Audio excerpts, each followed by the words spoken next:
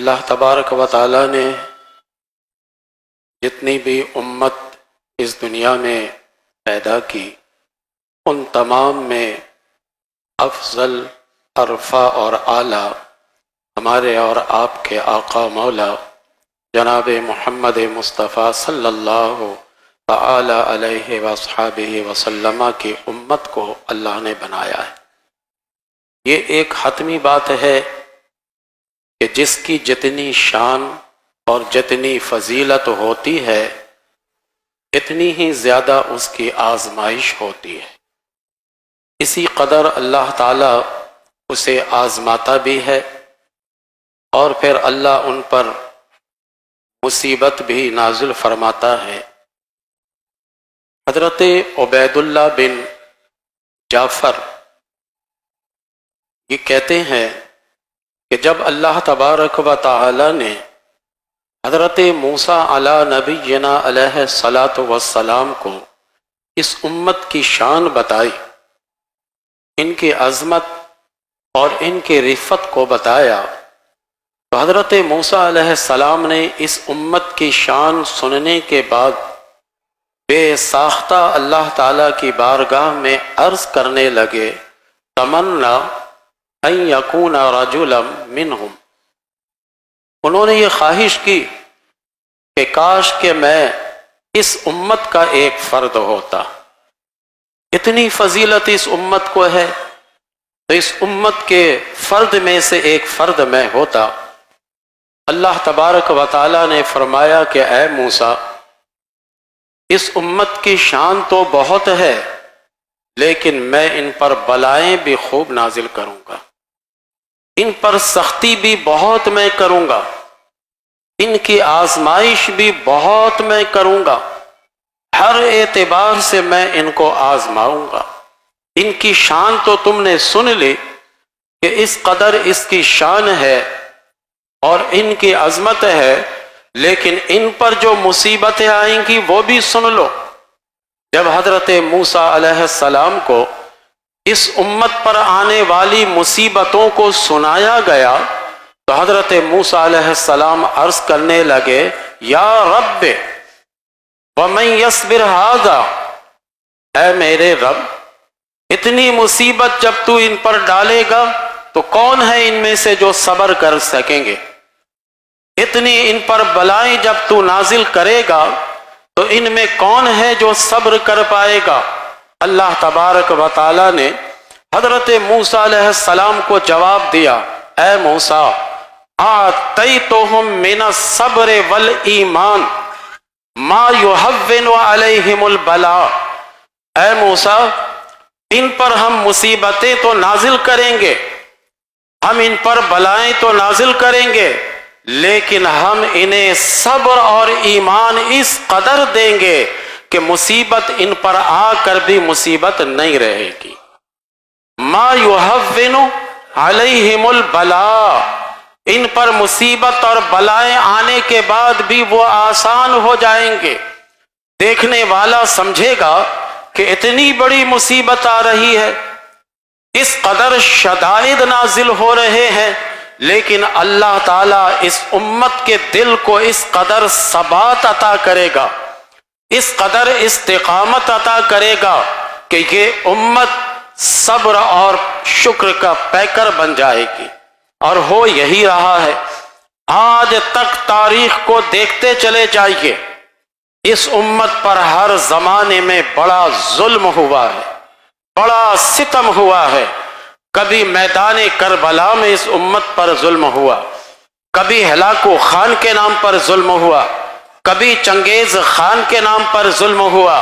علی ھذا القیاس ظلم کی داستانیں بڑی لمبی ہیں، اور آج جو ہم اپنے آنکھوں سے دیکھ رہے ہیں یہ ظلم بھی کوئی کم نہیں ہے، یہ ظلم بھی بہت عظیم ظلم ہے۔ حضرت قیس بن حازم رضی اللہ تعالی عنہ کہتے ہیں کہ آقا علیہ الصلاۃ والسلام نے فرمایا، ترسل علی الارض الفتن ارسال القطرۃ، کہ نبی مکرم صلی اللہ علیہ وسلم نے فرمایا کہ روئے زمین پر بارش کے قطروں کی طرح اللہ تعالیٰ مصیبتوں کو نازل کرتا ہے۔ جس طرح بارش کے قطرہ سے انسان بچ نہیں سکتا، اسی طرح مصیبتوں سے کوئی بچ نہیں سکتا۔ البتہ جس کی جتنی شان ہوتی ہے، جتنی عظمت ہوتی ہے، جتنی رفت ہوتی ہے، وہ اسی قدر اس میں مبتلا ہوتا ہے۔ یہ اللہ کی طرف سے فقط آزمائش ہوتی ہے، فقط امتحان ہوتا ہے۔ حضرت حذیفہ بن یمان رضی اللہ تعالی عنہ وہ کہتے ہیں کہ اکثر و بیشتر ہمارے ساتھی نبی کریم علیہ السلام کے پاس آ کر کوئی نماز کا مسئلہ پوچھتا تھا، کوئی زکوٰۃ کا مسئلہ پوچھتا، کوئی حج کا مسئلہ پوچھتا، یعنی ان دینی امور میں سے کوئی نہ کوئی ایسا امر ہوتا کہ ہمارے ساتھی آتے اور آن کر ان جیسے مسائل کو نبی کریم علیہ السلام سے پوچھتے اور حل کیا کرتے تھے۔ لیکن میں ان سے الگ تھلگ، میں اکثر نبی کریم علیہ السلام سے فتنوں کے بارے میں پوچھتا تھا، کیونکہ مجھے خطرہ لگا رہتا تھا، کیونکہ نماز پڑھے آدمی لیکن فتنہ میں مبتلا ہو جائے تو وہ نماز کہاں رہی؟ آدمی حج کرنے چلا جائے لیکن فتنوں میں مبتلا رہے تو ایسا حاجی کہاں رہا؟ تو حضرت حذیفہ بن یمان رضی اللہ تعالی عنہ کہتے ہیں کہ میں اکثر و بیشتر نبی کریم علیہ السلام سے فتنوں کے بارے میں پوچھتا تھا تاکہ ہمارے علم میں رہے۔ ایک موقع پر میں نے جب فتنوں کے بارے میں پوچھا تو اللہ کے نبی صلی اللہ علیہ وسلم نے ہمیں جواب دیا، اے حذیفہ میری امت کبھی ہلاک نہیں ہوگی، میری امت کو اللہ تعالیٰ باقی رکھے گا، البتہ جب 3 چیزیں اس امت میں ظاہر ہو جائے تو سمجھ لینا کہ یہ امت ہلاکت کی طرف جا رہی ہے۔ حتی یظہر فیہم التمایز والتمایل والمعامع، آقا علیہ السلام نے فرمایا کہ یہ 3 چیزیں جب اس امت میں ظاہر ہونے لگے تو سمجھ جانا کہ یہ امت ہلاکت کی طرف جا رہی ہے۔ حضرت حذیفہ بن یمان رضی اللہ تعالیٰ عنہ کہتے میں نے مؤدب انداز میں عرض کی، آقا بے ابی انت و امی ومت تمایز، میرے ماں باپ آپ پر قربان جائیں، یہ تمایز کیا چیز ہے جو اس امت میں آ جائے تو یہ امت ہلاک ہوگی؟ نبی کریم صلی اللہ علیہ وسلم نے فرمایا حذیفہ بن یمان سے کہ سنو تمایز کیا ہے۔ فرمایا عصبیت یحدثها الناس بعدی فی الاسلام، وہ عصبیت جو میرے بعد اسلام میں لوگ کہا کریں گے، یہ پنجابی ہے، یہ پٹھان ہے، یہ سندھی ہے، یہ بلوچی ہے، یہ مہاجر ہے، یہ پاکستانی ہے، یہ فلاں ملک کا ہے، یہ فلاں ملک کا ہے، ایمان کی بات نہیں کریں گے، یہ اہل اسلام کی بات نہیں کریں گے، یہ کلمہ کی بنیاد پر جو یہ ایک اور نیک ہیں اس کی بات نہیں کریں گے، یہ عصبیت میں پڑ جائیں گے۔ جب میری امت عصبیت میں پڑ جائے تو اے حذیفہ اب میری امت ہلاکت کی طرف جائے گی۔ یہ تو تمایز کی بات نبی کریم علیہ السلام نے بتائی کہ اس امت میں تمایز آ جائے تو ہلاکت کی طرف امت جا رہی ہوتی ہے۔ پھر حضرت حذیفہ بن یمان رضی اللہ تعالی عنہ کہتے ہیں میں نے بڑے ادب سے عرض کی، آقا ومت تمایل، یہ تمایل کیا ہے؟ دوسری چیز جو آپ نے بتائی ہے یہ کیا چیز ہے؟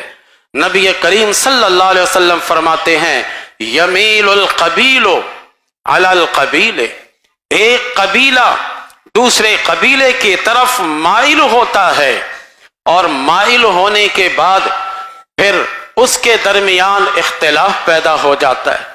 ایک قبیلہ دوسرے قبیلے کی طرف مائل ہو جاتا ہے اور مائل ہونے کے بعد پھر اختلاف پیدا ہوتا ہے، یعنی اس سے مراد یہ ہے کہ ایک قبیلے کے لوگ دوسرے قبیلے سے لڑائی کریں گے، یہ کبھی نہیں دیکھیں گے۔ ہمارے مد مقابل یہ بھی مسلمان ہے، یہ بھی اہل ایمان ہے، ایمان کو تو یہ پس پشت ڈال دیں گے، قبیلے کی لڑائی ہونے لگے گی، قبیلے کے جھگڑا یہ کرنے لگیں گے۔ فرماتے ہیں کہ تمایل یہ ہے کہ ایک قبیلہ دوسرے قبیلے کی طرف مائل ہوگا اور اس کے بعد ان کے درمیان اختلاف چلے گا۔ جب ایسی بات ہماری امت میں دیکھنا تو سمجھ جانا کہ میری امت ہلاکت کی طرف جا رہی ہے۔ یہ دو باتیں سمجھ میں آ گئی۔ تیسری باتیں سنیے، نبی کریم علیہ السلام سے حضرت حذیفہ بن یمان رضی اللہ تعالیٰ عنہ عرض کرتے کہ آقا یہ معامے کیا چیز ہے؟ آپ نے فرمایا کہ معامے یہ ہے کہ جنگ کے لیے یہ سارے لوگ یکجا ہوں گے، اس کے بعد ان کے دل مختلف ہو جائیں گے۔ یہ جنگ کے لیے یکجا ہو جائیں گے، پھر ان کے دل الگ الگ ہو جائیں گے۔ تختلف اعناقها، ان کے دل الگ الگ ہو جائیں گے۔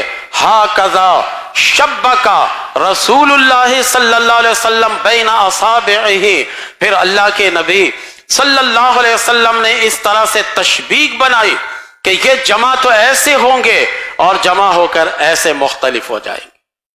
جب میری امت میں یہ تین باتیں دیکھ لینا تو سمجھ جانا ہلاکت کی طرف یہ امت جا رہی ہے۔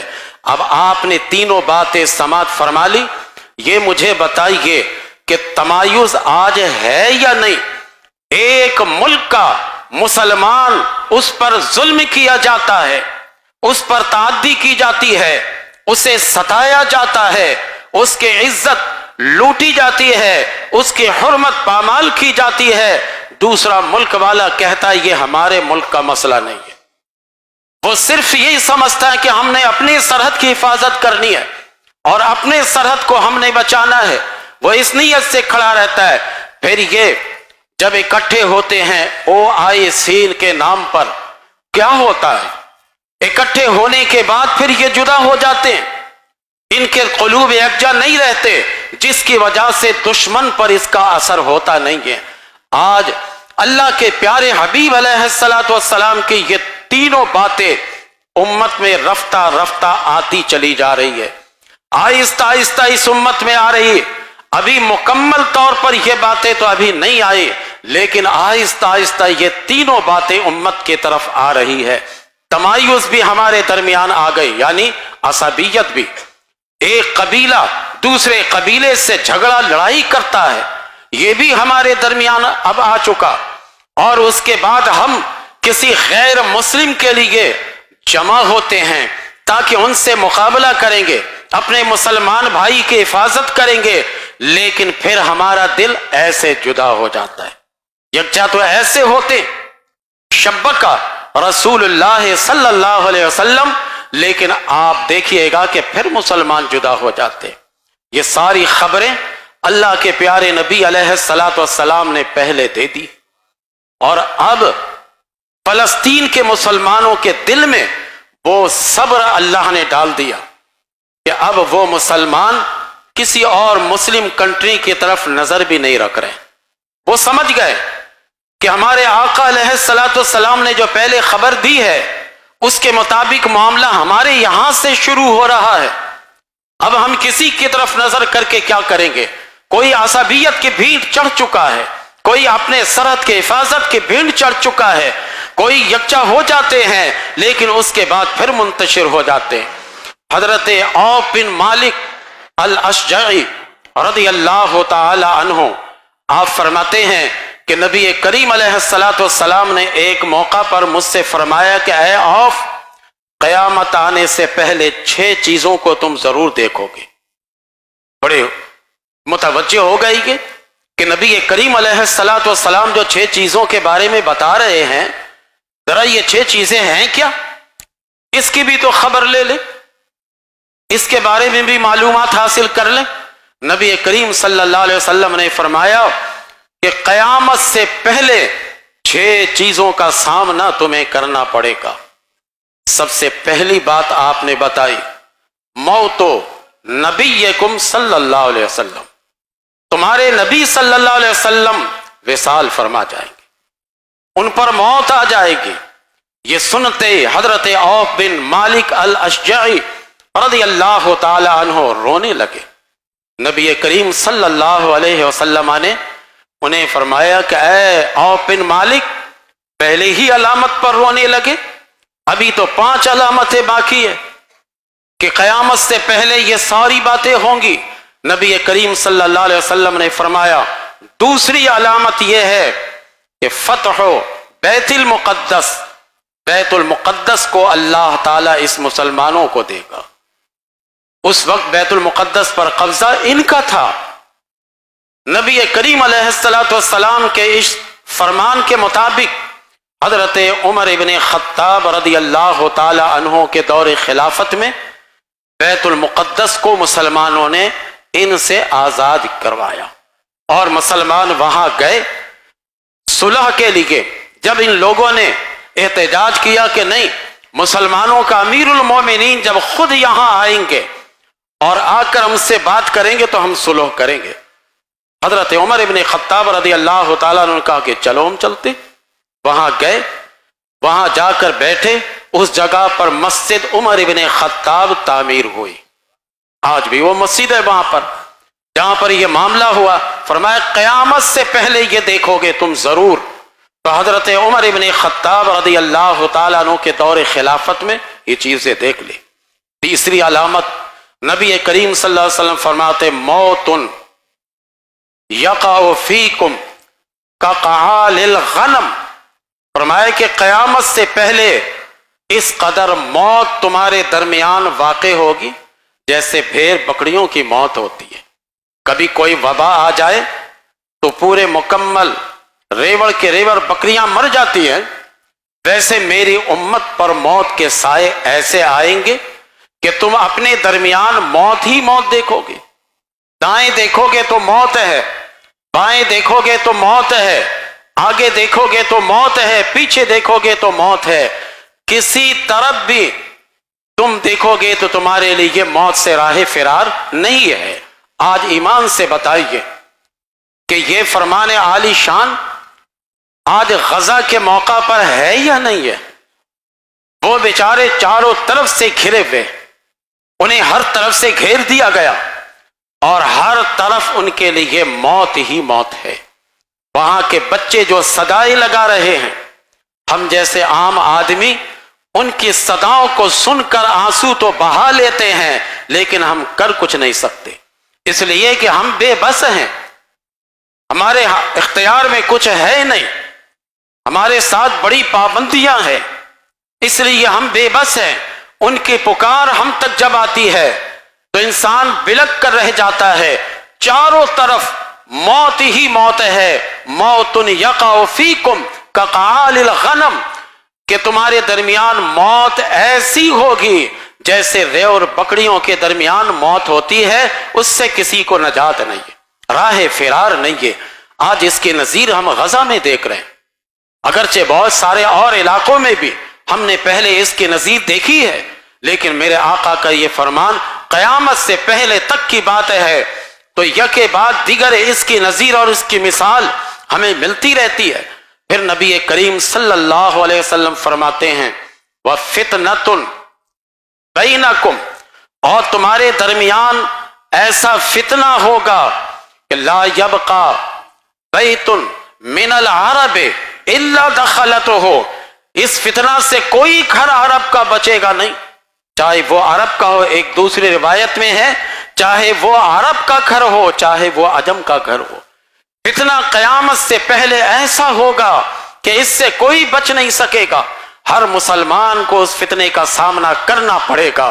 آپ بتائیں، ہم یہاں پر اگرچہ امن سے ہیں لیکن فتنہ سے تو ہم بھی محفوظ نہیں ہیں۔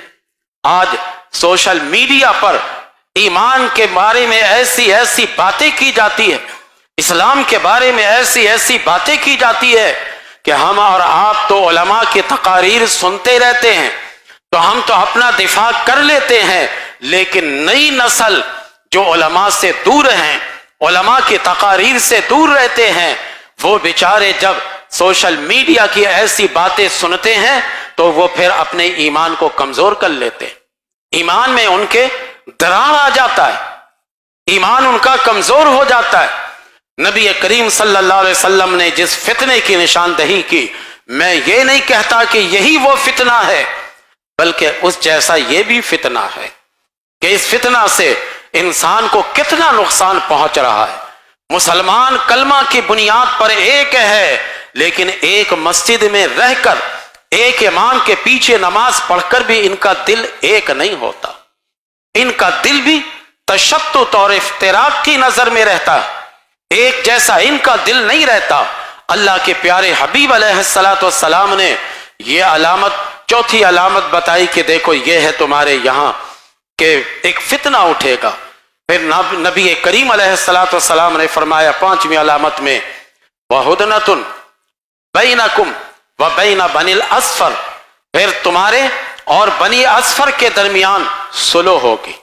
اس زمانے میں بنی اصفر روم کے لوگوں کو کہتے تھے، وہ لوگ صلح کرائیں گے اور تم آپس میں لڑائی جو جدال کر رہے تھے اس کے بعد تمہارے درمیان صلح ہو جائے گی، امن سے رہو گے، اور امن اور صلح کرنے کے بعد پھر اس کے بعد چھٹی علامت اور آخری علامت فرماتے ہیں کہ پھر اتنا مال تمہیں ملے گا، مال کی فراوانی اتنی زیادہ ہوگی کہ حضور نے ایک مثال دی کہ دیکھو آج کسی غریب کے ہاتھ پر اگر پہلے تھوڑا سا پیچھے لے کر چلتے ایک 4 آنے کا سکہ رکھتے تھے تو وہ دیکھ کر بڑا خوش ہوتا تھا کہ اس نے 10 پیسے، فقیر کہتا ہے کہ اس نے 10 پیسے نہیں دیے، 1 آنا 4 آنے دیے، خوش ہو جاتا تھا۔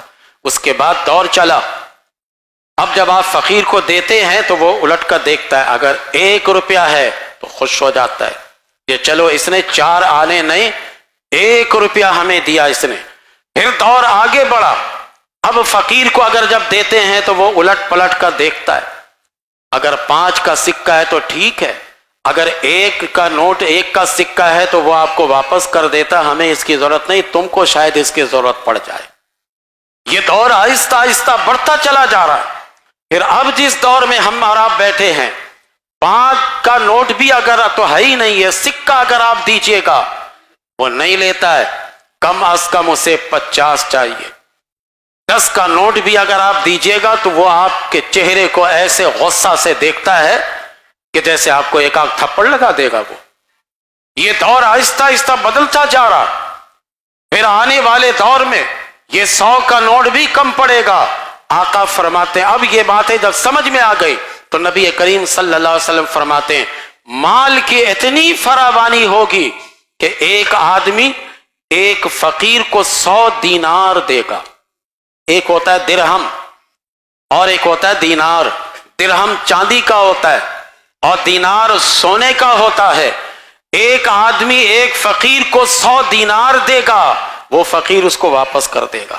یہ کیا دے رہے ہو تم؟ 100 دینار اسے واپس کر دے گا، وہ کہے گا یہ کیا دے رہے ہو تم؟ 100 دینار کا اگر سونے میں آپ وزن کیجئے گا تو کم از کم 40 سے 50 تولے سونا بنتے۔ ایک ایسا دور آئے گا کہ تم پر مال کی فراوانی اتنی ہو جائے گی، پھر تم اسلام سے دور ہوتے جاؤ گے، مذہب سے دور ہوتے جاؤ گے، مسجد سے دور ہوتے جاؤ گے، تمہارا کلچر تبدیل ہو جائے گا، تمہارا رہن سہن جیسے جیسے مال آئے گا تبدیل ہوتا چلا جائے گا۔ یہ ہے وہ چند باتیں جو میں آپ کے گوش گزار کرنا چاہتا تھا کہ ہم اور آپ جس دور میں بیٹھے ہیں یہ فتنوں کا دور ہے۔ اس زمانے میں سب سے اہم چیز ہمارے اور آپ کے لیے ہے اپنا ایمان بچانا، اپنے ایمان کی حفاظت کرنا۔ مال کی فراوانی بھی کسی قدر آج ہمارے سامنے موجود ہے، ہمارے یہاں ایسے ایسے مالدار ملتے ہیں واقعی کہ دیکھ کر انسان حیران و شستر رہ جاتا ہے کہ اے اللہ اتنی دولت بھی کسی کے پاس ہو سکتی ہے۔ آج ہمارے پاس صلح کے نام پر اپنے مذہب کو بیچنے کا بھی دور آ گیا، جسے ہم صلح کہتے ہیں، جسے ہم آپس میں میل جول کر رہنا کہتے ہیں، ہم اپنا ایمان بھی بیچ ڈالتے ہیں اس ضمن میں جا کر، اور پھر ہمارا دل اور پھر ہمارے درمیان جو اموات ہو رہے ہیں، یہ ساری مثالیں ہمارے سامنے۔ حضرت علی رضی اللہ تعالیٰ عنہ کہتے ہیں کہ قیامت سے پہلے لوگوں تمہارے درمیان پہلے عام فتنہ آئے گا، پھر خاص فتنہ آئے گا، پھر عام فتنہ آئے گا، پھر خاص فتنہ آئے گا۔ یہ عام اور خاص کی مثال یوں ہے کہ عام فتنہ سے مراد یہ ہے کہ تمہارے حکمران فتنہ ور ہوں گے، تمہارے حکمران ایمان کا سودا کر رہے ہوں گے، اور خاص فتنہ سے مراد یہ ہے کہ عوام میں بھی وہ فتنہ آئے گا۔